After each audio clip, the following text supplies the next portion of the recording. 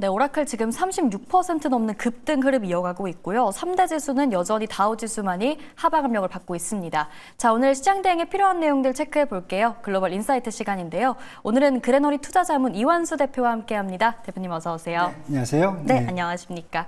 오늘도 잘 부탁드리겠고요. 자, 그러면 주제 바로 확인해 볼게요.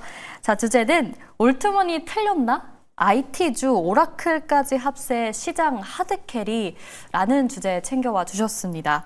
우선 이 얘기 나누기 전에 어제 나온 고용 그리고 오늘 나온 PPI 먼저 좀 짚어봐야 할 것 같아요. 네, 사실 뭐 지금 매크로 상황이 좀 안정적으로 시장에 영향을 주기 때문에 사실 이러한 이제 사상 최고치를 자꾸 뚫을 수 있는 그런 이제 그 바탕을 동력을 지금 제공하고 있거든요. 그래서 사실 이제 시장에서 월요일 날 사실 걱정했던 게 뭐냐면은 12개월치 비농업 부분 고용 변화를 수정한다고 그랬어요. 지난해 2월 달부터 2분기부터 올해 1분기까지요. 그래서 기존에는 179만 명이었는데 수정을 하니까 87만 9천 건. 91만 건이 사라졌어요. 네. 시장에서는 한 69만 건을 생각했었는데 이게 사실 노동 또 충격이 왔는데 시장은 또 그걸 금방 흡수를 해버렸어요. 그쵸. 예, 그만큼 지금 시장이 목표가 벌써 설정이 돼 있다는 거죠. 일단 기준금리로 가자. 지금 왜냐하면 경제 성장 둔화라는 것은 아직 멀었다. 그래서 지금 제가 이제 이번 주에도 사실 이제 물가지수 인플레이션이 어떻게 나오든 조금 더 긍정적으로 해석될 수 있다. 왜냐하면 사실 이번에 나온 오늘 같은 경우는 지금 생산자 물가지수고 내일이 이제 소비자 물가지수잖아요. 8월달 치고는 사실 8월 8일부터 이제 상호관세가 시작이 됐기 때문에 관세율이 제대로 지금 반영이 된 거거든요. 왜냐하면 실효관세를 벌써 18%까지 올라왔기 때문에 그게 반영됐는데 지금 방금 전에 나온 그 생산자 물가지수 보면은 전년 대비해서 2.6% 상승한 걸로 나왔고요. 근원 생산자 물가지수는 전년 대비 2.8%로 나왔는데 이게 지난달에는 3.1%와 3.4%로 3%를 넘어섰어요. 근데 지금 전반적으로 유가가 좀 많이 하락을 했다던가 60달러 초반대에 있다던가 아니면 국제 원자재 가격이 좀 다운된 부분들이 어떻게 보면 지금 생산자 물가지수에 영향을 좀 미쳤고요. 이 부분을 생각한다 그러면 이 정도 특히 3% 안으로 다 들어왔다라고 보면은 어떻게 보면 내일 만약에 소비자 물가지수만 그렇게 크게 튀지만 않으면은 연준의 기준금리는 뭐 당연히 봐야 될 것 같고요. 5월 17일 날. 그 다음에 50bp 비컷도 되게 좀 크게 볼 수 있지 않을까. 왜냐면 지금 보시면은 점도표하고 이제 경제 전망치가 나오는데 지금 시장에서 보니까 점도표를 아마 올해 연말까지 해서 3.9%로 이미 6월 달에 얘기를 했는데 지금 3.6%로 좀 하락할 수 있다. 그 다음에 경제 성장 전망치도 6월 달에 1.6% 성장으로 하향을 해놨었는데 다시 1.8%로 상향 조정할 수가 있다. 이렇게 지금 나오다 보니까 페드 와치에서 지금 보는 게 9월 17일 날 FOMC 회의에서 25bp 인하 가능성은 한 90% 보는데 50bp 인하 가능성은 10%를 봅니다. 그러니까 지난주만 해도 사실 50bp 인하 가능성은 거기에 나오지도 않았거든요. 그런데 벌써 50bp 인하 가능성까지 지금 측정이 되고 있는 걸로 보여지고요. 그다음에 저 하나를 더 본다면은 지금 차기 연준 의장의 이제 후보자 중에 한 분이 이제 크리스토퍼 월러이사인데 이분이 이제 블랙아웃 들어가기 전에 세게 말씀을 하셨어요. 50bp 해야 되고 연말까지 3번 이상 속도라든지 폭을 빨리 해야 그래야 우리가 경제를 살릴 수 있다. 의장 하고 싶은 의지가 좀 보여요. 그리고 그게 만약에 나온다라고 했을 경우에는 사실 이분의 성과가 될 수가 있거든요. 그래서 저는 이런 부분들 합치면은 아마 50bp 가능성을 크게 보셔도 되지 않겠는가. 이렇게 지금 보고 있습니다. 뭐 고용도 안 좋은데 물가도 안 뜨니까 이게 참 금리 인하를 할 수밖에 없는 상황인 것 같고 게다가 내일 CPI까지 좀 예상보다 낮게 나온다면 정말 진짜 50bp까지 가능할 수도 있어 보인다. 이렇게 정리를 해보겠습니다. 자, 그리고 오늘의 주제이기도 한데 올트머니 진짜 틀렸나 싶습니다. AI 거품이라고 했는데 지금 너무 잘 가고 있거든요. 그렇죠. 근데 사실 틀렸다라기보다는 샘 올트먼이 얘기한 것은 큰 기업들은 계속 잘 가고 못하는 기업들은 사라진다. 쉽게 얘기해서 거품이라는 게 이제 차별화가 심화된다는 거거든요. 근데 그런 측면에서 보면 맞다라고 저는 보고 있어요. 근데 마침 이제 엔비디아, 그렇죠? 일단 뭐 엔비디아 먼저 한번 볼게요. 엔비디아가 멈추질 않아요, 지금요. 칩이 나왔잖아요. 칩이 또 새로 나왔어요. 제가 이제 그 말씀을 드리는 게 엔비디아는 저희들이 실적 발표하고 나서 좀 조정을 받지 않을까. 그다음에 중국 매출 부분들도 좀 문제가 생기지 않을까. 막 이런 뭐랄까 다 자기들은 걱정 안 하는데 네. 남들이 걱정을 해줘요. 네, 그런데 지금 보시면은 저는 엔비디아는 절대 멈추지 않고 젠슨 왕도 대표도 절대 멈추지 않는다 보여지고요. 제품 라인업을 또 다시 또 강화를 시켰어요. 이미 네. 이제 데이터 센터용 GPU는 이제 블랙웰이 갖고 가는 거고요. 게임용 그래픽 카드는 이제 지포스가 지금 계속 매출이 엄청 지금 늘고 있고요.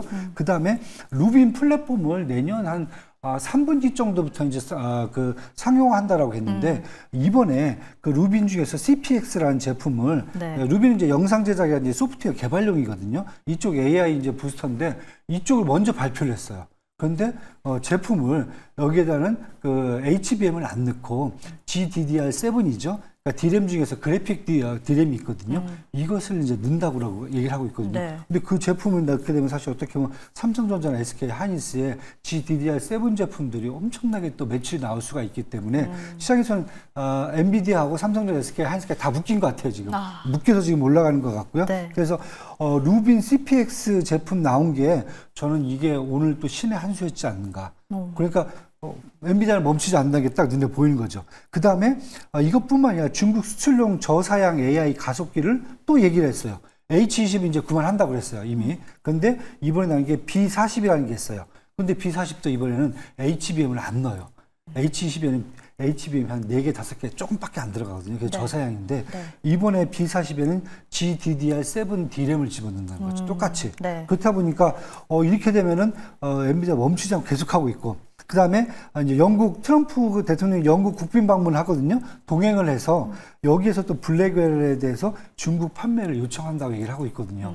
이렇게 된다 보면은 지금 시장에서 나온 게 2025년 올해 매출 전망치를 상향 조정을 해버렸어요. 벌써 엔비디아는.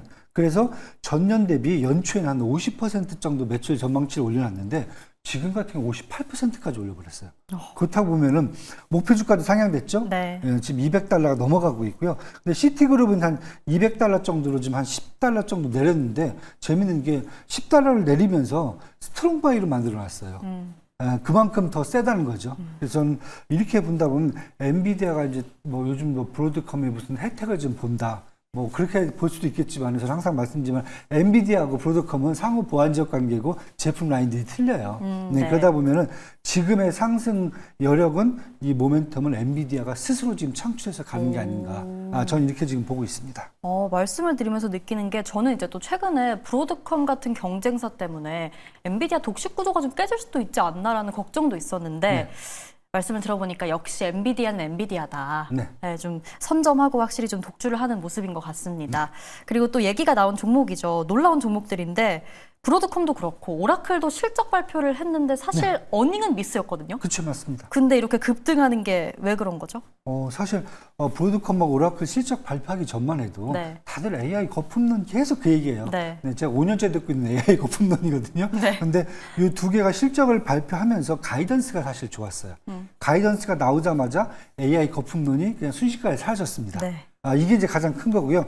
브로드컴 지난주에 실적 발표를 했었는데, 다른 것보다 이제 아이직 제품을 확대를 하잖아요. 사실 어떻게 보면 아이직 제품 같은 경우에는 엔비디아의 블랙웰하고 사실 결이 틀려요. 그러다 보니까, 엔비디아 블랙웰이 잘 돼도 좋고, 아이직 제품 브로드컴이 잘 돼도 삼성전자나 SK 하이닉스는 다 좋아요. 다 무조건. 좋다. 네. 예. 그러니까 삼성전자, SK 하이닉스가 요즘 계속 주가가 올라가는 게 양쪽의 수혜를 다 받고 있는 거죠. 만약에 A가 B를 대체한다 그러면 사실은 삼성전자, SK 하이닉스는 그렇게 크게 혜택을 받을 수가 없거든요. 그래서 저는 그래서 두 개는 상호 보완적으로 다른 움직임을 보인다 이렇게 보시면 될 것 같고요. 브로드컴은 이제 그때 얘기했던 게 신규 고객이 $100억 주문을 했다. 네, 뭐 나중에 보니까 오픈 AI죠. 뭐 그렇죠. 근데 오픈 AI 입장에서는 사실은 이제 다른 것보다 엔비디아에 블랙웰을 지금 주문을 못 해요. 워낙 많아갖고 지금 순서를 기다리다 보면 몇 년이 걸린대요, 지금. 그래서 결국은 지금 브로드컴 아이직 제품을 갖다라는 얘기가 있는데 그러다 보니까 이렇게 되면 2025년도 올해 매출이 $641억 전년 대비해서 24% 증가할 수 있다라고 매출 전망치를 올려버렸어요, 시장에서. 그러니까 목표 주가도 $333까지 올라가 버렸고요. 이렇게 되니까 결국 브로드컴 같은 경우는 앞으로 매출 잔고가 지금 계속 쌓인다는 얘기죠. 그 다음에 오라클도 실적 발표했는데 실적은 사실 그렇게 시장의 전망치 정도 딱 그 정도. 그렇죠. 약간 약간 좀 이렇게 뭐 금 밟은 정도 이렇게 지금 나왔는데 여기서 얘기한 게 클라우드 매출이 고성장한다. 그래서 2030년까지 1,440억 달러를 전망한다. 당연히 오라클 같은 경우 스타게이트 프로젝트에 들어가 있기 때문에 그쵸. 2030년까지 충분히 이게 나오는 거고요. 네. 그다음에 미인식한 계약 매출이 4,550억 달러. 그러니까 수주전과 지금 4,550억 달러가 지금 쌓여 있다는 거거든요. 이게 이제 매출로 잡히기 시작하면은 매출 전망치가 더 커질 수가 있죠. 그래서 올해 2025년도 매출 전망치를 680억 달러로 전년 대비 18%를 올려버렸어요. 증가시켜버렸습니다. 그러다 보니까 목표 주가도 지금 240달러 상향 조정이 됐죠.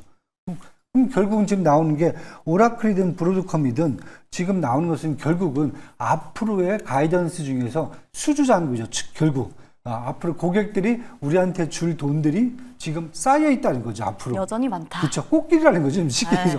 그러다 보니까 이것을 피해가기가 힘들다는 거예요. 이 좋은 실적을. 그러니까 시장에서 아주 세게 반응을 한 거고요. 그다음에 AI 거품론도 사라지고 여기에다가 지금 연준이 기준금리 인하를 한다고 그러니까 네. 거기에 대한 혜택까지 더 볼 수 있다. 더 볼 수 있는 거죠. 네. 그래서 저는 지난주에도 그 말씀을 계속 드렸어요. 아마 네. 9월 달부터는 전반적으로 시장이 연준의 통화 완화 정책에 아마 기대서 성장 모멘텀을 갖고 갈 수가 있다. 그래서 9월 위기론들을 막 여기저기서 얘기를 했었어요. 맞아요. 네, 그래서 저희가 9월 위기론 이번에 아닐 것 같은데요라는 말씀을 드렸는데 분명히 아니다. 9월 위기론은 아마 시장이 첫 번째는 연준의 통화 정책 자체가 시장을 좀 매크로적으로 안정시켜 줄 거고요. 네. 그 다음에 그거에 따라서 지금 빅테크라든지 반도체, AI 여기다 핀테크까지 실적에 대한 상향 조정 이것도 같이 지금 움직일 거다 이렇게 지금 보시면 될 것 같습니다. 역시나 AI와 관련된 수요는 여전히 강하다 네, 이렇게 네. 보면 될 것 같고요. 오라클은 사실 지금 너무 많이 오르고 있기는 한데 네. 말씀해주신 빅테크 중에서 애플이 또 어제 신제품을 발표를 했지 않습니까? 네, 네. 근데 이런 AI 흐름에 올라타지 못하는 느낌이었거든요. 네, 이제 사실 애플은 네. 결론은 이제 AI 쪽에 성공을 못했어요. 네. 지금 뭐 갖고 있는 게 결국 이제 스마트폰 판매 쪽으로 이제 그다음에 이쪽 이제 전자기기 판매 쪽으로 사실 네, 가는 하드웨어 쪽으로 하드웨어 뭔가. 쪽으로밖에 안 되거든요. 네. 근데 그 부분이 사실 중국에서 매출이 밀려버렸거든요. 그래서 제가 항상 말씀드리는 게 애플이든 테슬라든 저기 팀 쿡이든 그다음에 아니면 일론 머스크든 사실 젠슨왕 대표를 보고 배워야 되는 게 아닌가. 예, 내가 팔리든 안 팔리든 정부가 뭐라고 하든 말든 네. 계속 가서 중국 문을 두드리고 있거든요. 그리고 이 시장을 점유하지 않으면은 스마트폰이 됐든 아니면 전기차가 됐든 글로벌 리드를 할 수가 없어요. 그걸 사실 젠스장 대표 이미 알고 있기 때문에 누가 뭐라고 해도 보면 어느 날 보면 또 광저우에 가서 놀고 계세요. 또 이렇게. 그래서 거기 자기 친척도 다 거기 있으니까 네. 거기서 놀다가 뭐 시진핑도 좀 보고 뭐 누가 뭐라고 하든 말든 그렇잖아요. 그게 사실 어떻게 보면 본인이 갖고 있는 비즈니스 역량이라고 저는 보여져요. 아, 예, 그래서 그러니까 중국의 네. 문을 계속 네. 두드려야 한다. 계속 두드려야 되죠. 네. 그래야 새로운 제품이 나올 수가 있고 제품이 혁신이 되고 그 혁신이 먼저 글로벌로 성장할 수 있는 그런 기회를 가질 수가 있는데 사실 지금 애플이라든지 테슬라는 약간 그런 면이 좀 부족해졌다. 이렇게 네. 저는 보고 있습니다. 네, 그럼 관련 기업들 눈여겨보도록 하겠고요. 오늘 말씀은 여기까지 듣도록 하겠습니다. 그레너리 투자자문 이완수 대표와 함께했습니다. 고맙습니다. 네, 감사합니다.